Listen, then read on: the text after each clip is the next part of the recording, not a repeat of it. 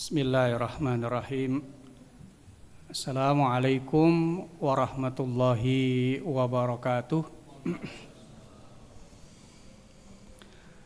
Innal hamdalillah wassalatu wassalamu ala Rasulillah sayyidina wa maulana Muhammad ibn Abdullah wa ala alihi wa sahbihi wa mawalah. La haula wala quwata illa billah, amma ba'd. Hadirin hadirat jamaah salat zuhur Masjid Jami Al-Ihsan yang semoga senantiasa mendapatkan limpahan rahmat dari Allah Subhanahu wa taala. Sejenak mari sama-sama kita manfaatkan waktu kita untuk mengkaji secara singkat kitab Nashaihul Ibad, nasihat-nasihat untuk para hamba, karangan Imam Nawawi Al-Bantani Al-Jawi. Pada kesempatan siang hari ini kita akan membahas sebuah maqalah yang bersumber dari sebagian ahli hikmah.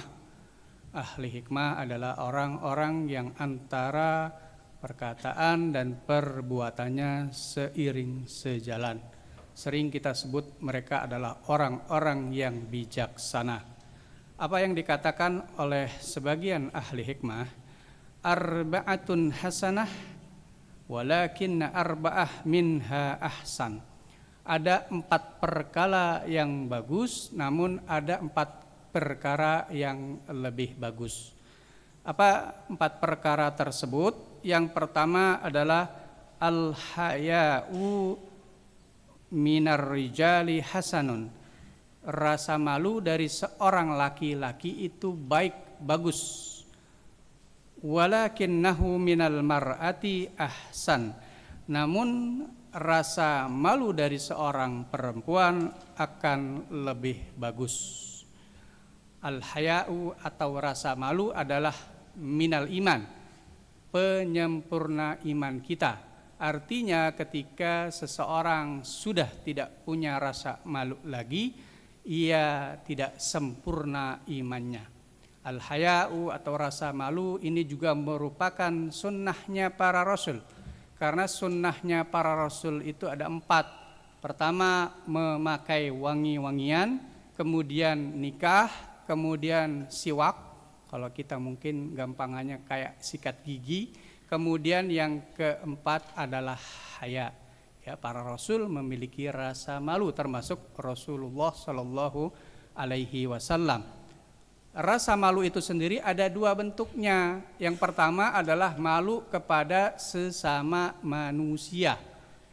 Bagaimana caranya bentuk dari rasa malu kepada sesama manusia? Antaghudda basaraka ammalalah yahillalak. Caranya adalah menahan pandangan kita terhadap hal-hal yang tidak halal. Menahan pandangan kita untuk melihat hal-hal yang diharamkan. Ini rasa malu kepada sesama manusia. Yang kedua adalah rasa malu kepada Allah. Bentuknya apa? Anta rifane matahu fatastahya anta siyahu.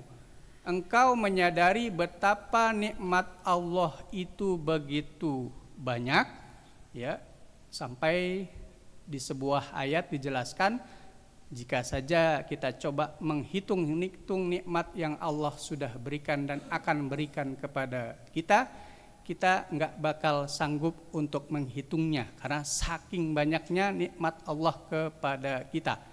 Pada saat yang bersamaan kita merasa malu untuk maksiat kepada Allah. Karena apa? Begitu banyak nikmat Allah diberikan kepada kita, kita pun malu untuk berdosa, berbuat maksiat kepada Allah. Itu rasa malu kepada Allah. Pada kesempatan yang lain Rasulullah menjelaskan tentang hakikat malu, hakikatul haya. Rasul menjelaskan bahwa hakikat malu adalah ketika kita bisa menjaga kepala dan apa yang ada di sekitar kepala kita, dan kita bisa menjaga perut dan apa yang ada di bawahnya. Maksudnya adalah ketika kita bisa menjaga kepala dan yang ada di sekitarnya. Di sekitar kepala itu ada mata, ya, ada mulut, lisan kita, dan ada pendengaran kita.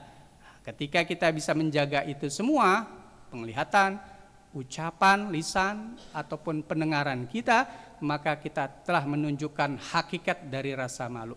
Begitu juga ketika kita bisa menjaga perut kita, menjaga perut dari hal-hal yang diharamkan, makanan yang haram, minuman yang haram kita jaga jangan sampai masuk ke dalam perut kita, dan menjaga apa yang ada di bawah perut kita, maksudnya adalah kemaluan kita.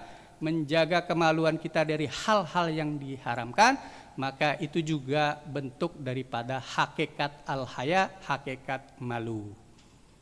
Nah, itu yang pertama, rasa malu dari seorang laki-laki lebih rasa malu dari seorang perempuan lebih baik daripada rasa malu dari seorang laki-laki. Kenapa? Pertanyaannya, karena ketika seorang perempuan sudah tidak memiliki rasa malu lagi, maka efeknya, fitnahnya akan lebih luas di tengah-tengah masyarakat. Kemudian yang kedua, wal adlu min kulli ahadin hasan. Sikap adil dari setiap orang itu bagus. Walakinnahu minal umara'i ahsan. Namun ketika keadilan itu ditegakkan oleh para pemimpin, maka ia lebih bagus. Berbuat adil. Adil menurut ulama diartikan wad'u syai'in ala mahallih. Menempatkan sesuatu pada tempatnya, itu adil. Ketika benar dibenarkan, ketika salah disalahkan. Jangan ditukar-tukur. Orang salah dibenerin, orang benar disalahin. Jadi adil adalah menempatkan sesuatu pada tempatnya. Dan ketika seseorang bisa menegakkan keadilan, itu bagus karena sesuai dengan perintah Allah, i'dilu huwa aqrabu littaqwa. Berbuat adillah kalian semua, karena yang namanya keadilan itu mendekatkan diri kalian kepada ketakwaan. Nah, apalagi ketika menegakkan keadilan kepada saudara ataupun teman, itu tantangannya lebih berat lagi. Tapi ketika seorang bisa menegakkan keadilan, itu adalah bagus. Namun ada yang lebih bagus adalah ketika para pemimpin bisa menegakkan keadilan. Kemudian yang ketiga, wat-taubatu, taubat minasyaikhi hasanatun. Dari orang yang sudah tua, sudah sepuh, itu bagus. Ya. Walakinnaha minasyab ahsan. Namun ketika taubat itu datang dari seorang pemuda, itu lebih bagus. Taubat artinya adalah arju'u ilallah, kembali kepada Allah. Artinya ketika seseorang bermaksiat, ketika seseorang melakukan perbuatan dosa, dia keluar jalur, ya, karena Allah udah membuat jalur yang disebut dengan syariat. Syariat itu adalah jalurnya Allah. Apa yang diperintahkan, apa yang dilarang, itu udah jelas, ya.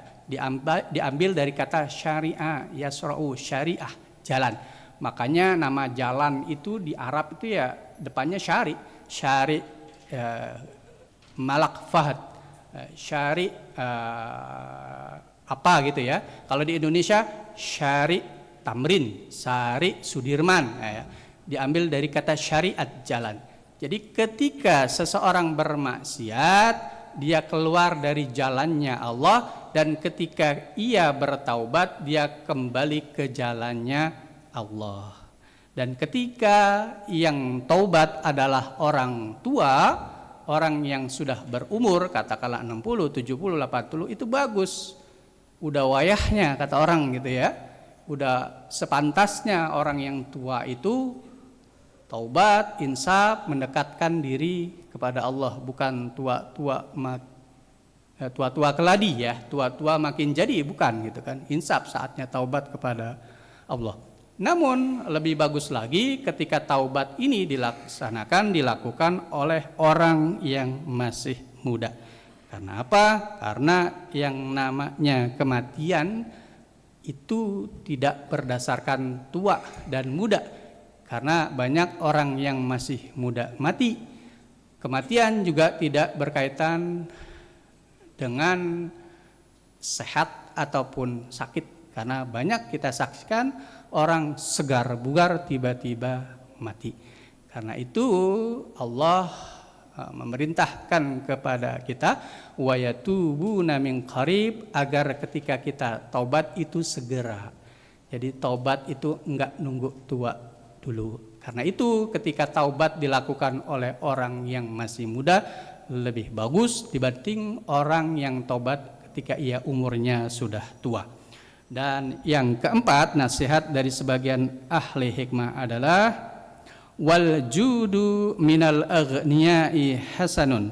Al jud sering diartikan dengan kedermawanan, tapi di sini diartikan ifadatu ma yambaghi la li'iwadin, memberi faedah manfaat ya kepada orang banyak tanpa pamrih.